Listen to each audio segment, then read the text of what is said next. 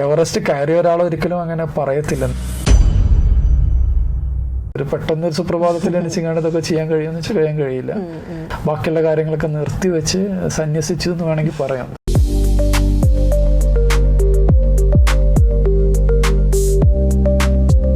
ഇന്ന് നമ്മുടെ കൂടെയുള്ളത് വേൾഡിൽ തന്നെ ഒരുപാട് അച്ചീവ്മെന്റ്സ് ക്രിയേറ്റ് ചെയ്ത ഒരു വ്യക്തിയാണ്.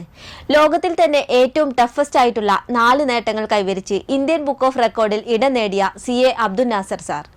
ഇതിനു പുറമെ Everest summiters, international author, ironman. Welcome sir. Thank you sir. നിങ്ങളുടെ കുട്ടിക്കാലവും അതുപോലെ CA കരിയറിലേക്കുള്ള ആ ഒരു ജേണിയെ കുറിച്ചൊന്ന് പറയാമോ? തീർച്ചയായും. കുട്ടിക്കാലം എന്ന് കേൾക്കുമ്പോൾ എനിക്ക് ഓർമ്മ വരുന്നത് ഈ വളാഞ്ചേരിയും ചുറ്റുപാറൊക്കെ തന്നെയാണ്. എൻ്റെ വീട് നെടുങ്ങോട്ടൂരാണ്. ഇവിടുന്ന് 10 കിലോമീറ്റർ ഉള്ളൂ. പുഴയും പാടവും കുന്നുകളൊക്കെ നിറഞ്ഞിട്ടുള്ള വളരെ അടിച്ചു പൊളിച്ചൊരു കുട്ടിക്കാലമായിരുന്നു. പുഴയിലൊക്കെ നീന്തി കിടക്കുന്നു. ക്ലാസ്സൊക്കെ സ്കൂളിലൊക്കെ വെള്ളം കയറിയ സ്കൂളിൽ പോലെ, എന്തെങ്കിലും റീസൺ കിട്ടിയ സ്കൂളിൽ പോലെ ക്ലാസ്സൊക്കെ കട്ട് ചെയ്യും. അങ്ങനെ വളരെ നന്നായിട്ട് എൻജോയ് ചെയ്തിട്ടുള്ള ഒരു കുട്ടിക്കാലമായിരുന്നു. സാർ ഏത് സ്കൂളിലാണ് പഠിച്ചത്? ഞാൻ നെടുങ്ങോട്ടൂർ LP സ്കൂളിലായിരുന്നു 4 വരെ പഠിച്ചത്. അതിന് ശേഷം നെരിപ്പറമ്പ് തിരുവാപ്പുറ സ്കൂളിലായിരുന്നു UP. പിന്നീട് 2 വർഷത്തോളം ഉപ്പാട കൂടെ പെരുമ്പാവൂരായിരുന്നു ആശ്രമം ഹൈസ്കൂളിൽ. പിന്നെ അതിനുശേഷം കൊപ്പം ഹൈസ്കൂളിലോട്ട് വന്നു 8, 9, 10 ഒക്കെ. പിന്നെ അതിനുശേഷം MESലായിരുന്നു പ്രീ ഡിഗ്രി. പിന്നെ BCom പട്ടാമ്പി SNGS കോളേജിൽ. അതിനുശേഷം CAക്ക് പോകുന്നു. അപ്പോൾ അതിൽ നിന്ന് CAക്ക് പോകുന്നു. ആ ഒരു ചേഞ്ച് എന്ന് പറഞ്ഞു കഴിഞ്ഞാൽ കുട്ടിക്കാലൊക്കെ അടിച്ച് പൊളിച്ച് വരെ കളിച്ച് നടന്നു. CAയിലോട്ട് ജോയിൻ ചെയ്തോടുകൂടി ഇതൊരു ടഫ് കോഴ്സാണ് എന്നായിരുന്നു പൊതുവേ ഒരു ഇംപ്രഷൻ. അങ്ങനെയായിരുന്നു നമ്മളുടെ ഒരു എക്സ്പെക്റ്റേഷനൊക്കെ. അപ്പോൾ ബാക്കിയുള്ള കാര്യങ്ങളൊക്കെ നിർത്തിവെച്ച് സന്യസിച്ചു എന്ന് വേണമെങ്കിൽ പറയാം തുടക്കത്തിൽ പഠനം തുടങ്ങിയ സമയത്ത്. അപ്പോൾ രണ്ടും ഒരു കംപ്ലീറ്റ്ലി ഡിഫറെൻറ്റ് സ്റ്റേജസ് ആയിരുന്നു ലൈഫിൽ. സാർ, CA ആവാനുള്ള ഒരു മോട്ടീവ് എവിടുന്നാണ് കിട്ടിയത്?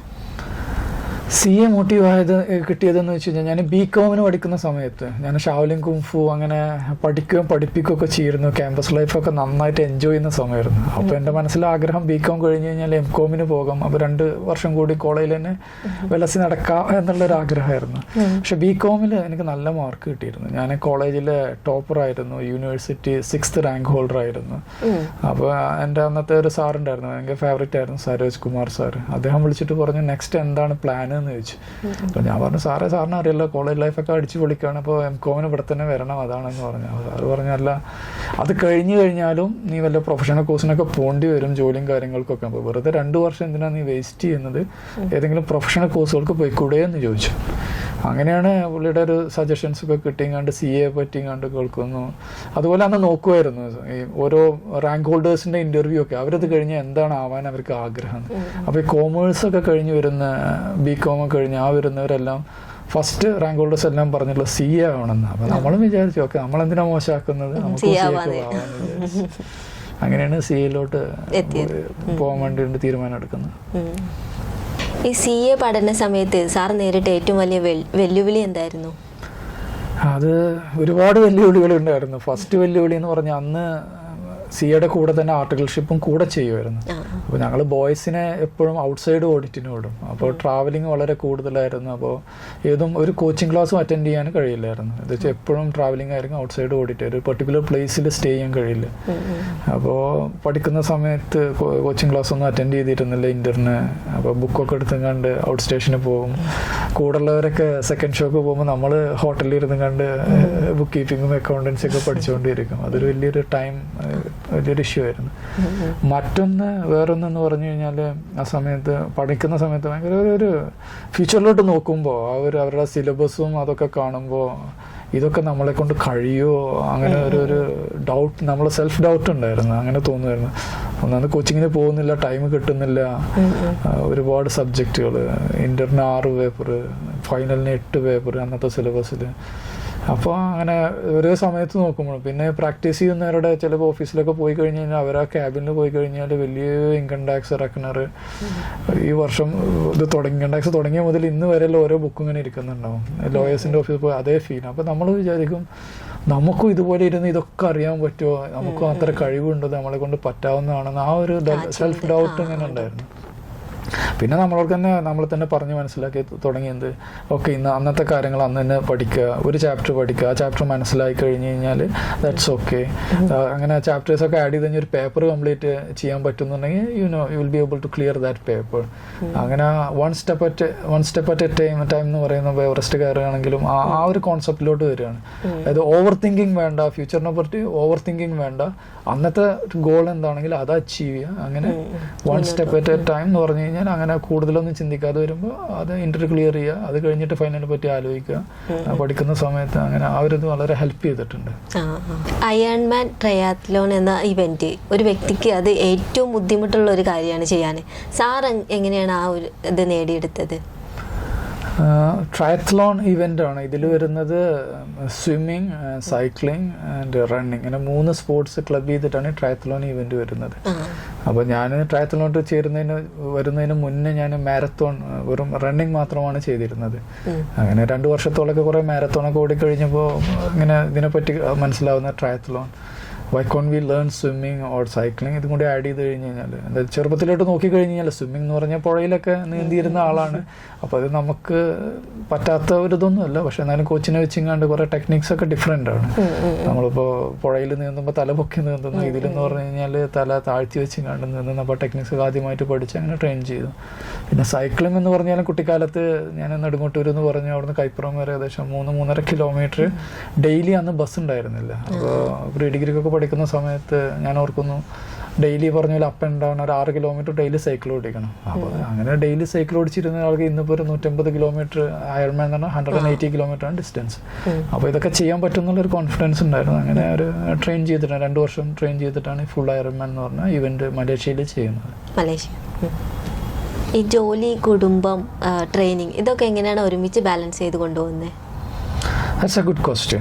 എന്നോട് എല്ലാവരും ചോദിക്കുന്ന ഒരു കാര്യമാണ്. എന്താ വെച്ച് കഴിഞ്ഞാൽ ഞാൻ ചാർട്ടേഡ് അക്കൗണ്ടന്റ് ആണ്, ഞാൻ വർക്ക് ചെയ്യുന്നത്. അപ്പോൾ എൻ്റെ അതേപോലെ വർക്ക് ചെയ്യുന്ന ഓഫീസ് ജോബ് ചെയ്യുന്ന കോർപ്പറേറ്റ് എക്സിക്യൂട്ടീവ് ആരൊക്കെ ഞാനും നിങ്ങളെ പോലെ ഒരു ഇതാണ്. പക്ഷെ നിങ്ങൾ ഇതിന്റെ കൂടെ ബാക്കി കാര്യങ്ങൾ എങ്ങനെ ആഡ് ചെയ്യുന്നു ചോദിക്കാറുണ്ട്.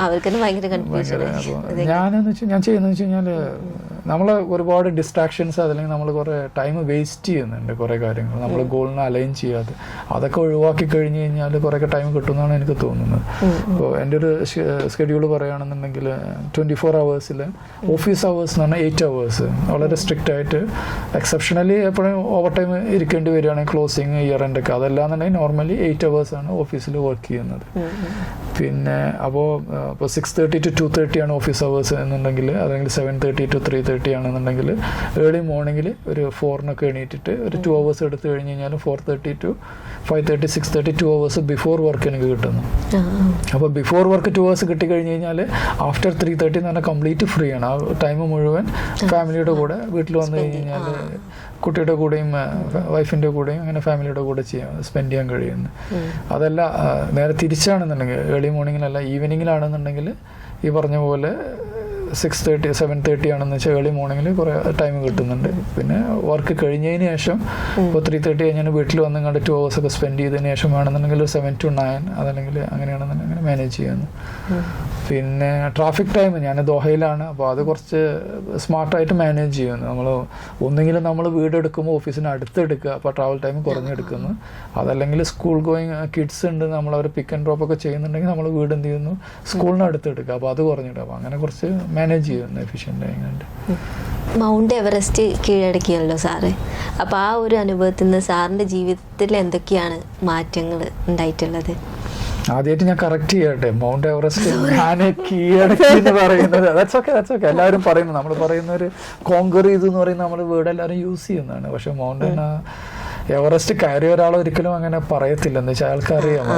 നമ്മൾ പറയാറുണ്ട്, ഇന്നിപ്പോൾ ഒരാൾ കയറിയെങ്കിലും നാളെ അയാൾ വീണ്ടും കയറാൻ പോയി കഴിഞ്ഞാൽ there is no guarantee that will be able to do it again. അപ്പോൾ അത് ഒരു ഹ്യൂമിലിറ്റി കാരണം ഒക്കെ മൗണ്ടൻ നമ്മളോട് കരുണ കാണിച്ചത് കൊണ്ട് അല്ലെങ്കിൽ ദൈവം കരുണ കാണിച്ചത് കൊണ്ട് നിങ്ങൾ കയറി, അത് തന്നെ. അതല്ലാതെ not be able to say that I conquered Mount Everest. അതിനുശേഷം ഒരുപാട് ചേഞ്ചസ് എന്ന് വെച്ച് കഴിഞ്ഞാൽ എൻ്റെ ലൈഫിൻ്റെ പേഴ്സ്പെക്റ്റീവ് ഒരുപാട് ചേഞ്ച് ചെയ്തിട്ടുണ്ട്, ഒരുപാട് മാറിയിട്ടുണ്ട്. ഫോർ എക്സാമ്പിൾ ലൈഫിനെ കാണുമ്പോൾ ടൈമാണ് ഏറ്റവും പ്രഷ്യസ്, നമ്മളെ വാല്യൂഡ് അസറ്റ് എന്ന് തോന്നിയിട്ടുണ്ട്. അപ്പോൾ നമ്മൾ ഒരാളോട് മീറ്റ് ചെയ്യുകയാണെങ്കിൽ അല്ലെങ്കിൽ കുട്ടിയുടെ കൂടെ ഇരിക്കുകയാണെങ്കിൽ ഫാമിലിയുടെ ഒരാളും, അപ്പോൾ നമ്മൾ ആ ടൈം എന്ന് പറഞ്ഞാൽ ബീങ് പ്രസൻറ്റ് എന്നുള്ളത് വളരെ ഇമ്പോർട്ടൻ്റ് ആണ്. അപ്പോൾ ചെറിയ ചെറിയ കാര്യങ്ങളൊക്കെ ജീവിതത്തിൽ ആസ്വദിക്കാൻ കഴിയുന്നു, അതൊക്കെ എൻജോയ് ചെയ്യാൻ കഴിയുന്നു, ആ ടൈമിനെ വാല്യൂ ചെയ്യുന്നുണ്ട്.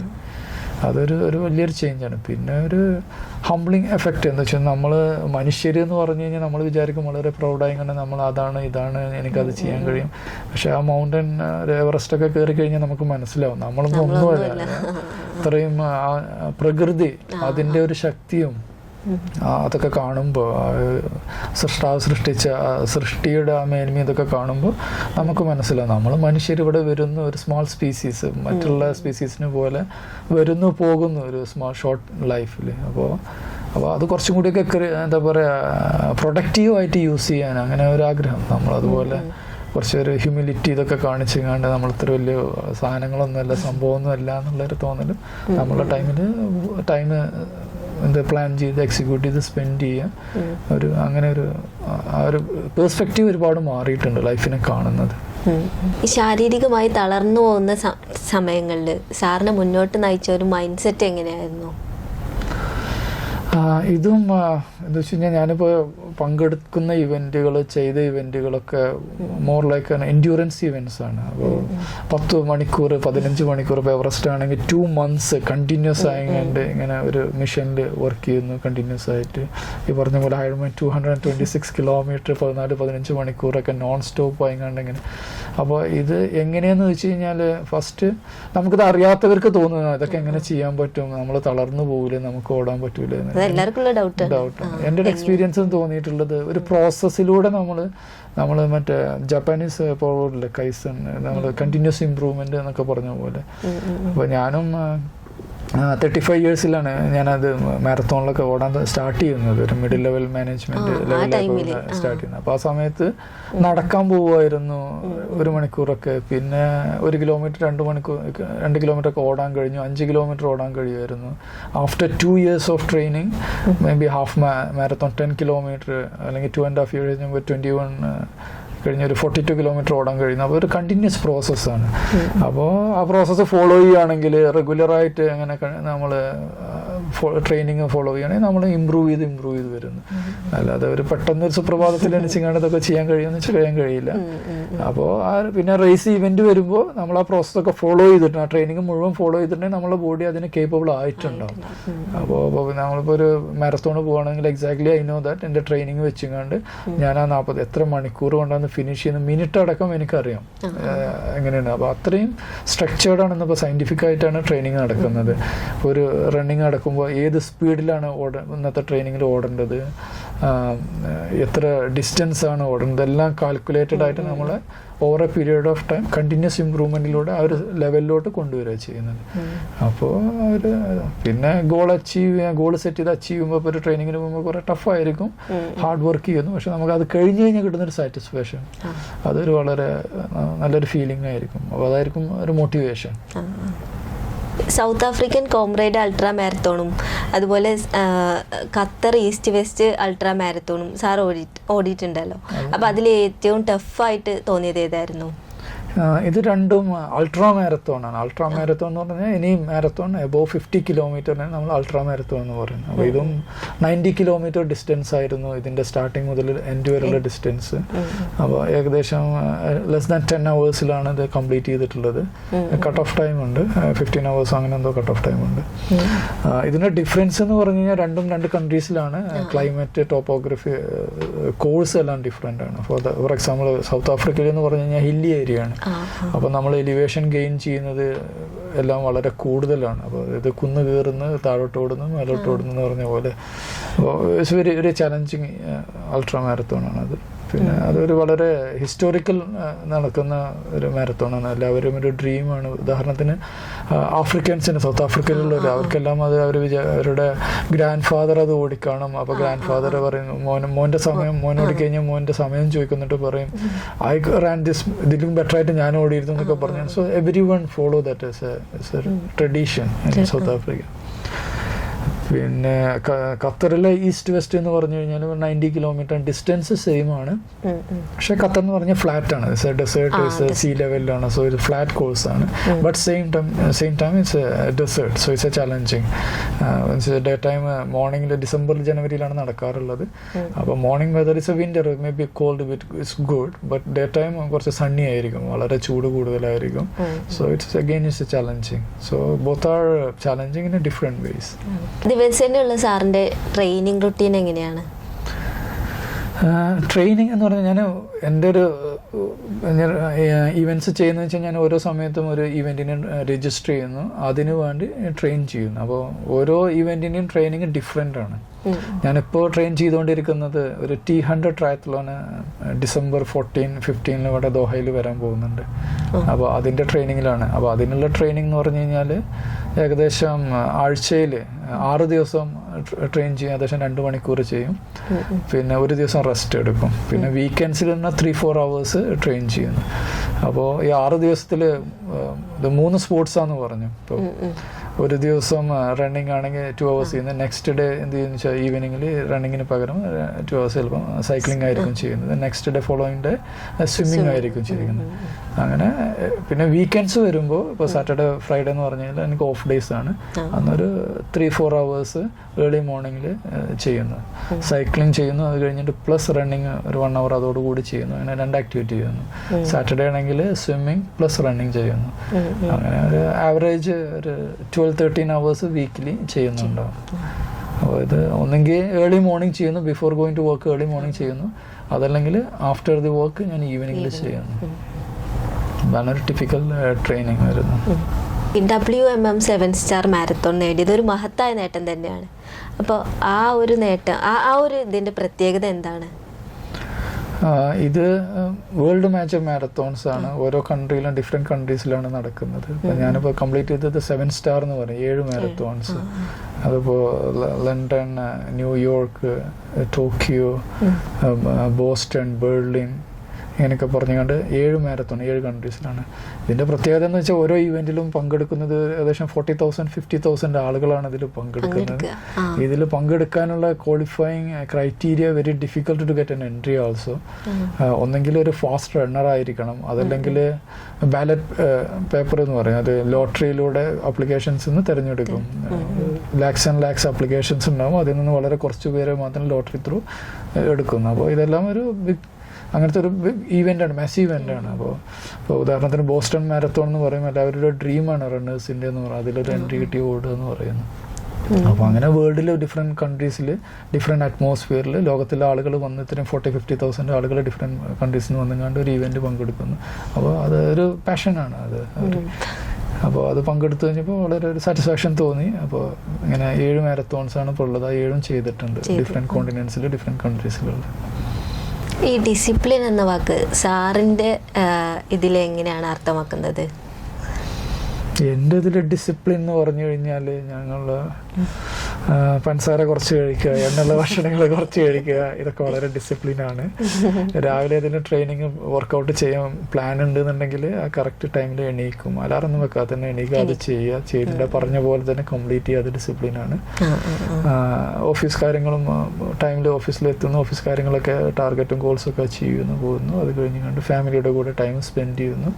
നമ്മൾ ഗോൾസ് സെറ്റ് ചെയ്യുന്നു. ഈ പറഞ്ഞ പോലെ 6 മാസത്തിന് ശേഷമുള്ള ഒരു ഇവൻറ്റിൻ്റെ കടവ് അതിന് ട്രെയിനിങ് ഫോളോ ചെയ്യുന്ന അങ്ങനെ അതൊക്കെ ഡിസിപ്ലിനാണ്. അപ്പോൾ ടൈം മാനേജ്മെൻ്റ് ആണ് എൻ്റെ ഇതിൽ ഡിസിപ്ലിൻ എന്ന് പറഞ്ഞാൽ. അതോടുകൂടി തന്നെ ഹെൽത്തിലെ ഡയറ്റും സ്ലീപ്പും ഒക്കെ കുറച്ച് വേണ്ട പോലെ ചെയ്യുക. അതാണ് എൻ്റെ ഒരു മീനിങ്ങിൽ ഡിസിപ്ലിൻ എന്ന് പറഞ്ഞു കഴിഞ്ഞാൽ എനിക്ക് കയറി വരുന്നത്. സാറിൻ്റെ ജീവിതത്തിൽ ഫെയിലിയേഴ്സ് സംഭവിച്ചിട്ടുണ്ടോ? ഉണ്ടെങ്കിൽ അതൊന്ന് എക്സ്പ്ലെയിൻ ചെയ്യാമോ? ഫെയിലിയേഴ്സ്, സക്സസ് എങ്ങനെയാണ് സാറ് തരണം ചെയ്തു പോയത്? തീർച്ചയായിട്ടും ഉണ്ടാവും. ജീവിതം എന്ന് പറഞ്ഞു കഴിഞ്ഞാൽ ഒരു സ്ട്രെയിറ്റ് ലൈൻ അല്ലല്ലോ, എപ്പോഴും അപ്സ് ആൻഡ് ഡൗൺസ് കാണും അതിൽ. പക്ഷെ അതിനെ നമ്മൾ എങ്ങനെ കാണുന്നു എന്നുള്ളതാണ്. അപ്പോൾ ഒരു നമ്മളുടെ ഒരു കോൺസെപ്റ്റിൽ നമ്മൾ 10ാം ക്ലാസ് പാസ്സായോ അല്ലെങ്കിൽ ജയിച്ചോ തോറ്റോ എന്ന് ചോദിക്കുന്നത് അത് ജഡ്ജ്മെൻറ്റലാണ്. എൻ്റെ ഒരു വ്യൂസിൽ എന്ന് പറഞ്ഞാൽ ഒരിക്കലും ഒരു ഫെയിലിയർ അങ്ങനെ ഇല്ല എന്നുള്ളതാണ്. എല്ലാം എക്സ്പീരിയൻസ് നമ്മൾ ലേൺ ചെയ്യുന്നു. ഉദാഹരണത്തിന് ഒരു എക്സാം ക്ലിയർ ചെയ്തിട്ടില്ല എങ്കിൽ തന്നെ നമ്മൾ ആ 1 വർഷം 2 വർഷം നമ്മൾ ഒരുപാട് കാര്യങ്ങൾ ലേൺ ചെയ്തിട്ടുണ്ട്. അപ്പം നെക്സ്റ്റ് പ്രാവശ്യം അറ്റംപ്റ്റിന് പോകുമ്പോൾ കുറച്ചും കൂടി ഈസി ആയിരിക്കും, ഓൾറെഡി കുറച്ച് കാര്യങ്ങൾ പഠിച്ചിട്ടുണ്ട്. അപ്പോൾ ഒരിക്കലും അതൊരു ഫെയിലിയർ അല്ല, അതൊരു എക്സ്പീരിയൻസ് ആണ്, ഡിഫറെൻറ്റ് എക്സ്പീരിയൻസ് ആണ്. അപ്പോൾ എപ്പോഴും എന്നെ കാണുന്നത് വെച്ചാൽ അതിൽ നിന്നുള്ള ലെസൺസ് ഇമീഡിയറ്റ്ലി അത് ഇവാലുവേറ്റ് ചെയ്യുക, എന്നിട്ട് അതിൽ നിന്ന് എന്താണ്, എന്തുകൊണ്ടാണ് അത് സംഭവിച്ചത്, ഏതൊക്കെയാണ് കാര്യങ്ങൾ. അപ്പോൾ നെക്സ്റ്റ് ടൈം പ്രിപ്പയർ ചെയ്യുമ്പോൾ, നെക്സ്റ്റ് ടൈം അതിന് ചെയ്യുമ്പോൾ അത് ലേൺ ചെയ്താണ്. ഉദാഹരണം, ചെറിയ ഉദാഹരണത്തിന് പറയുന്ന സ്പോർട്സിൽ എപ്പോഴും ഫെയിൽ അല്ലെങ്കിൽ വരാറുണ്ട്, ഡ്രോപ്പ് ഔട്ട്, എന്തെങ്കിലും ഇഷ്യൂസൊക്കെ വരാറുണ്ട്. ഉദാഹരണം, ആദ്യത്തെ ട്രയത്ലോൺ ഇവൻറ്റിൽ പോകുമ്പോൾ ഭയങ്കര ഓവർ കോൺഫിഡൻ്റ് ആയിരുന്നു. ഞാൻ ആദ്യം രജിസ്റ്റർ ചെയ്ത് പോയപ്പോൾ അറൗണ്ട് 500 meters എങ്ങാണ്ട് സ്വിം ചെയ്യണം. അപ്പോൾ നമ്മൾ വിചാരിച്ചു 500 നമ്മൾ പുഴയിലൊക്കെ നിന്നല്ലെന്ന് വിചാരിച്ചിട്ടുണ്ട്, ഈസിയാന്ന് വിചാരിച്ചത്. സ്റ്റാർട്ടിങ് വിസിലടിച്ച് നോക്കുമ്പോൾ പേടിയായി. ഇവിടെ നോക്കുമ്പോൾ ബോയുടെ ദൂരം കണ്ടു നോക്കുമ്പോൾ ഇല്ല, അതുവരെ പോയിട്ട് തിരിച്ചു വരികയെന്ന് പറഞ്ഞ് ഇത് പ്രശ്നമാണെന്ന് തോന്നി. അപ്പോൾ അന്ന് ചാടിയില്ല, അന്ന് പങ്കെടുത്തില്ലെന്ന് പറഞ്ഞാൽ അന്ന് മാറി നിന്നു. അപ്പോൾ ഡിസ്ക്വാളിഫൈ ചെയ്തു ആ ഒരു ഇവൻറ്റിൽ. പക്ഷെ അതിനുശേഷം മനസ്സിലായത് എന്താണെന്ന് വെച്ചാൽ ഓവർ കോൺഫിഡൻ്റ് ആയിരുന്നു. സോ യു ഹാവ് ടു, അതിനുള്ള സൊല്യൂഷൻ എന്താണ്, okay, you have to enrol for a swimming course. അപ്പോൾ അതിനൊരു കോച്ചിനെ സെലക്ട് ചെയ്തു. നെക്സ്റ്റ് ഒരു 6 മാസം ട്രെയിനിങ്ങിന് പോയി. അപ്പോൾ അത് കഴിഞ്ഞപ്പോൾ കംപ്ലീറ്റ് കോൺഫിഡൻ്റ് ആണ്. അപ്പോൾ നമ്മൾ ട്രെയിനിങ് ഒക്കെ കഴിഞ്ഞ് കഴിഞ്ഞാൽ നമുക്കറിയാം എത്ര ഡിസ്റ്റൻസ് നമുക്ക് നീന്താൻ പറ്റും എന്നുള്ളത്. അപ്പോൾ അതാണ് നമ്മൾ അതിൻ്റെ പ്രോസസ്സൊക്കെ ചെയ്തിട്ട് അതിൻ്റെ അതൊക്കെ ചെയ്തിട്ടുണ്ടെങ്കിൽ നമുക്ക് ചെയ്യും. അപ്പോൾ learn lessons from the failures and that help you in the journey ahead. ഒരു CA വിദ്യാർത്ഥിക്ക് വേണ്ട 3 ഗുണങ്ങൾ എന്തൊക്കെയാണ്? CA വിദ്യാർത്ഥിക്ക് ഒരുപാട് ഗുണങ്ങൾ കാണേണ്ടി വരും. അതിന് 3 ഗുണങ്ങൾ എന്ന് പറഞ്ഞു കഴിഞ്ഞാൽ, ഒന്ന് വളരെ ഡിസിപ്ലിൻ. അത് തന്നെ ഡിസിപ്ലിൻ. അത് പഠിക്കുന്നത് വളരെ എന്താ വെച്ചാൽ കോഴ്സിൽ സിലബസ് വളരെ വാസ്റ്റ് സിലബസാണ്, ഒരുപാട് കാര്യങ്ങൾ പഠിക്കാനുണ്ട്. അപ്പോൾ അതൊന്ന് അക്യുമുലേറ്റ് ചെയ്യാതെ നാളെ ചെയ്യാന്ന് പറഞ്ഞു കഴിഞ്ഞാൽ എക്സാമിൻ്റെ അടുത്ത് വരുമ്പോൾ വളരെ ഡിഫിക്കൽട്ടായിരിക്കും. അപ്പോൾ അന്നത്തെ കാര്യങ്ങൾ അന്ന് തന്നെ പഠിക്കുക. ഒരു discipline, time management very important ആണ്. അതുപോലെ തന്നെ പ്ലാനിങ്ങും വളരെ ഇമ്പോർട്ടൻ്റ് ആണ്. എന്താ വെച്ച് കഴിഞ്ഞാൽ ഇത്രയും ഒരുപാട് കാര്യങ്ങൾ ചെയ്യണം 24 hours. അപ്പോൾ ഒരു ക്ലാസ് അറ്റൻഡ് ചെയ്യുന്നു, ട്രാവലിംഗ് ടൈം വരുന്നു, അതോടുകൂടി ബാക്കിയുള്ള ഈവൻറ്റ്സ് വരുന്നു. അപ്പോൾ ടൈം മാനേജ്മെൻറ്റ് വളരെ ഇമ്പോർട്ടൻ്റ് ആണ്. അപ്പോൾ ടൈം മാനേജ്മെൻറ്റ് 3 കാര്യങ്ങളല്ലേ. പിന്നെ ഡിസിപ്ലിന്, പിന്നെ റൈറ്റ് ഗൈഡൻസ്. ഒരു മെൻറ്റർ, അഡ്വൈസർ എന്നൊക്കെ പറഞ്ഞു കഴിഞ്ഞാൽ അത് പാസ്സായ ആളുകളോ അതല്ലെങ്കിൽ ഇതിന് അവരുടെ ഗൈഡൻസ്, മെൻറ്ററിങ്, അതൊക്കെ വളരെ ഹെൽപ്ഫുൾ ചെയ്യും. എന്ന് വെച്ചാൽ നമ്മളെപ്പോഴും ഇപ്പോൾ എവറസ്റ്റ് കയറാൻ പോയി കഴിഞ്ഞാലും അവിടെ നമുക്കൊരു ഷെയർപ്പ് ഉണ്ട്. അപ്പോൾ എവിടെ പോയി കഴിഞ്ഞാൽ എന്ത് പോയി കഴിഞ്ഞാലും നമ്മൾ ഇത് ആദ്യം ചെയ്ത ഒരാളുകളുണ്ടാവും. അവരുടെ നിന്ന് അവർ കുറേ അഡ്വൈസൊക്കെ കിട്ടിക്കഴിഞ്ഞാൽ എന്താ പറയുക, നമ്മളൊരിക്കലും അത് ഫെയിൽ ചെയ്തിട്ട് പിന്നെ അതിൽ നിന്ന് ലേൺ ചെയ്യാനൊക്കെ പറഞ്ഞാൽ കുറേ ടൈം വേസ്റ്റ് ആണ്. അപ്പോൾ ഇതൊക്കെ ആൾറെഡി ലെസൺസ് കാര്യങ്ങളൊക്കെ അറിയുന്നവരത്ത് നമ്മൾ ഡയറക്റ്റ് ചെയ്യുന്ന നമുക്ക് ടൈം കുറച്ചും കൂടി ഷോർട്ടൺ ചെയ്യാൻ കഴിയും. അപ്പോൾ so you need a discipline, you need time management, you need a good mentor or advisor and follow the guidance. Very simple. ആരോഗ്യം, പഠനം, പാഷൻ ഇവയെല്ലാം ഒരുമിച്ച് കൊണ്ടുപോകാൻ ഒരു വിദ്യാർത്ഥികൾ എന്തൊക്കെയാണ് ചെയ്യേണ്ടത്? വിദ്യാർത്ഥികൾ അഗൈൻ ടൈം മാനേജ്മെൻ്റ് ആണ്. ഇപ്പോൾ പൊതുവേ ഇന്നില്ല, പണ്ടത്തൊക്കെ കാലത്തുണ്ടായിരുന്നു പഠിക്കുന്ന സമയത്ത് കളിക്കാൻ പോയി കഴിഞ്ഞ് കഴിഞ്ഞാൽ സമയം കളയില്ല, വഴക്ക് പറയും, പരീക്ഷയിലേക്ക് സമയമില്ല, മാർക്ക് കുറയും എന്നുള്ളത്. അപ്പോൾ എൻ്റെ സമയത്ത് ഞാൻ പറഞ്ഞ പോലെ കുംഫു പഠിക്കാനും പഠിപ്പിക്കാനും പോയിരുന്നു BCom സമയത്ത്. എന്നിട്ടും എനിക്ക് നല്ല മാർക്ക് കിട്ടി. അപ്പോൾ ഈവനിങ്ങിൽ ഇപ്പോൾ ഒരു 1 hour 2 hour നമ്മൾ കളിക്കാൻ പോയത് കൊണ്ടോ ഒന്നും പഠനത്തിൽ മോശമാകത്തില്ല, കടന്ന് ഇമ്പ്രൂവ് ചെയ്യുള്ളൂ. എന്ന് വെച്ചാൽ നമ്മളൊരു ബോഡിയുടെ ഒരു നീഡാണ് നമ്മൾ ഫിസിക്കൽ ആക്ടിവിറ്റീസ് ചെയ്യുക. ഇതെല്ലാം നമ്മളെ brain function, memory function and concentration power, ഇങ്ങനെ ഒരുപാട് നമ്മളെ പോസിറ്റീവായിട്ട് ഇമ്പാക്റ്റ് ചെയ്യാൻ ഹെൽപ്പ് ചെയ്യും. അപ്പോൾ പഠിക്കുന്ന സമയത്തും കുട്ടികൾ ഇപ്പോൾ 4-5 മണിക്കൂർ 6-7 മണിക്കൂറൊക്കെ കണ്ടിന്യൂസ് അവരും ബോർഡാണ്, അവർക്ക് ഒരു ഫ്രഷ്നെസ് കിട്ടാൻ വേണ്ടി കണ്ട് ഈവനിങ്ങിൽ അവരുടെ പാഷൻ എന്താണെന്ന് വെച്ചാൽ അതിനൊക്കെ സ്പെൻഡ് ചെയ്യാം 1 hour 2 hour. അപ്പോൾ ഇതിങ്ങനെ ടൈം മാനേജ് ചെയ്ത് കൊണ്ടുപോകണമെന്നുണ്ടെങ്കിൽ അവർക്കും അവരുടെ പഠനത്തോട് കൂടെ തന്നെ ബാക്കി കാര്യങ്ങളും കൂടെ കൊണ്ടുപോകാമെന്നാണ് എനിക്ക് തോന്നുന്നത്. സാറിനെ ഏറ്റവും കൂടുതൽ സ്വാധീനിച്ച ഒരു പുസ്തകം അല്ലെങ്കിൽ ഒരു വ്യക്തി ആരാണ്? പുസ്തകവും വ്യക്തിയും. പുസ്തകം എന്ന് പറഞ്ഞു കഴിഞ്ഞാൽ ഞാൻ മഹാത്മാഗാന്ധിയുടെ ജീവചരിത്രമൊക്കെ വായിച്ചിട്ടുണ്ട്. അതുപോലെ ആളുകളുടെ ഓട്ടോബയോഗ്രഫീസ് എനിക്ക് വളരെ ഇഷ്ടമാണ്. അത് ഒരുവിധം ആളുകളുടെയൊക്കെ ഞാൻ വായിക്കാറുണ്ട്.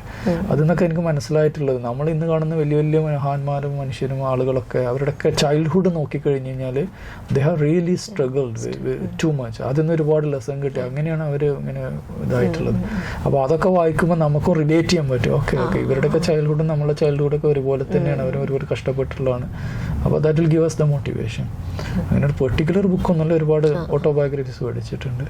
പിന്നെ പേഴ്സൺ എന്ന് പറഞ്ഞാൽ ഡിഫറെൻറ്റ് ഫീൽഡിൽ ഡിഫറെൻറ്റ് ആളുകൾ. നമ്മളിപ്പോൾ ഒരു സ്പോർട്സ് ഫീൽഡിൽ ഓടാൻ പോയി കഴിഞ്ഞാൽ അന്നത്തെ ഓട്ടക്കാരെ ഓടുന്ന ആളുകൾ ആരാണ്? കിപ്ചോഗി ഓടുന്ന സൗത്ത് ആഫ്രിക്കൻ മാരത്തോൺ റണ്ണാണ്. അങ്ങനെ ഓരോ ഫീൽഡിനും ഓരോ ആളുകളെ അവരുടെ ജീവിതചരിത്രം, അവരുടെ റുട്ടീൻ എങ്ങനെയാണ്, അവരെങ്ങനെയാണ് ട്രെയിൻ ചെയ്യുന്നത്, ഇതൊക്കെ കാണുമ്പോൾ വായിക്കും, ഇതൊക്കെ ചെയ്യുമ്പോൾ ഇറ്റ്സ് ഇൻസ്പിറേഷൻ. പിന്നെ ഇങ്ങനെ പ്രത്യേകിച്ച് ആളുകളെ കാണേണ്ട ആവശ്യം, നമ്മൾ ഒരാളായിട്ട് ഇൻറ്ററാക്ട് ചെയ്ത് ഒരാളായിട്ട് നമ്മൾ മനസ്സിലാക്കി കഴിഞ്ഞാൽ we can learn something from them. എല്ലാ ആളുകൾക്കും നല്ല ഗുണങ്ങളും എന്താ പറയുക മറ്റേ എഫക്റ്റും എല്ലാം കൊണ്ടാണ്. So we always look for something that will helpful to us. അപ്പോൾ എല്ലാവരെ കണ്ടു കഴിഞ്ഞാൽ നമുക്ക് ഒരുപാട് ലെസൺസ് കിട്ടുന്നു, നമുക്ക് ഇൻസ്പിറേഷൻ കിട്ടുന്നു. It will be very helpful. സാറിൻ്റെ അടുത്തൊരു മിഷൻ എന്താണ്? മിഷൻ നിങ്ങൾ ഉദ്ദേശിക്കുന്നത് സ്പോർട്സിലെ ഫീൽഡിൽ അതാണ് ഉദ്ദേശിക്കുന്നത്. എന്താ വെച്ച് കഴിഞ്ഞാൽ ലൈഫ് ബാലൻസ് എന്ന് പറഞ്ഞ കോൺസെപ്റ്റിൽ എല്ലാ വ്യത്യസ്തത്തിലും ഇപ്പോൾ എൻ്റെ പ്രൊഫഷനിലും ഗോൾസ് സെറ്റ് ചെയ്യുന്നു, ഫൈനാൻസ്, ഫാമിലി, റിലേഷൻഷിപ്പ്, ഇങ്ങനെ എല്ലാത്തിലും. അപ്പോൾ ഞങ്ങൾ സ്പോർട്സ് ഫീൽഡിൽ നെക്സ്റ്റ് എൻ്റെ ഇവൻ്റ് വരുന്നത് ഞാൻ ആൾറെഡി പറഞ്ഞു, ഡിസംബർ 14-15 T100 എന്ന വേൾഡ് ട്രയത്ലോൺ ഇവൻ്റ് ഖത്തറിൽ വരുന്നത്. ഫസ്റ്റ് ടൈമാണ് ഖത്തർ ഹോസ്റ്റ് ചെയ്യുന്നത്. അതിനിപ്പോൾ ട്രെയിൻ ചെയ്തുകൊണ്ടിരിക്കുന്നു. പിന്നെ അതിൻ്റെ മുന്നേ ആയിട്ട് ഈ പറഞ്ഞ പോലെ ഖത്തർ ഈസ്റ്റ് വെസ്റ്റ്, അത് ഡിസംബർ 6 നടക്കുന്നുണ്ട്.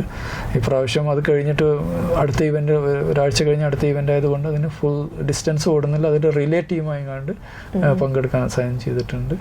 പിന്നെ ജനുവരിയിൽ ഒരു സംല റേസ് എന്ന് പറഞ്ഞാൽ ദോഹയിൽ അടുത്തൊരു ഇവൻ്റ് ഉണ്ട്. ഇത് ഒരു മൾട്ടി സ്പോർട്സ് ഇവൻ്റ് ആണ്. ഇത് ഡെസേർട്ടിൽ ഇതിൽ സ്വിമ്മിങ്, സീ സ്വിമ്മിങ് ഉണ്ട്, കയാക്കിംഗ് ഉണ്ട്, പിന്നെ ഈ സാൻഡ് ഡ്യൂൺസിലൂടെ സൈക്ലിംഗ് ചെയ്യുന്നു, മൗണ്ടൻ ബൈക്ക് അതിലൂടെ റൺ ചെയ്യുന്നു. ഇങ്ങനെ ഒരു മൾട്ടി സ്പോർട്സ് ഇവൻ്റ് ആണ്. അതിനും സൈൻ ചെയ്തിട്ടുണ്ട്. പിന്നെ hoping for the best Fjallraven North Pole challenge, അതിനു വേണ്ടി കണ്ട് അപ്ലൈ ചെയ്തിട്ടുണ്ട്. Fingers crossed, no idea. So അങ്ങനെ ഒരുപാട് ഈവൻറ്റ്സ് ഇങ്ങനെ ലൈൻഡ് അപ്പ് ആയിട്ടുണ്ട്. അങ്ങനെ ജീവിതത്തിൽ വലിയ ഉയരങ്ങൾ നേടാൻ ആഗ്രഹിക്കുന്ന നമ്മുടെ പ്രേക്ഷകരോട് സാറിന് ഒരു ഗോൾഡൻ മെസ്സേജ് ഒന്ന് കൊടുക്കാമോ?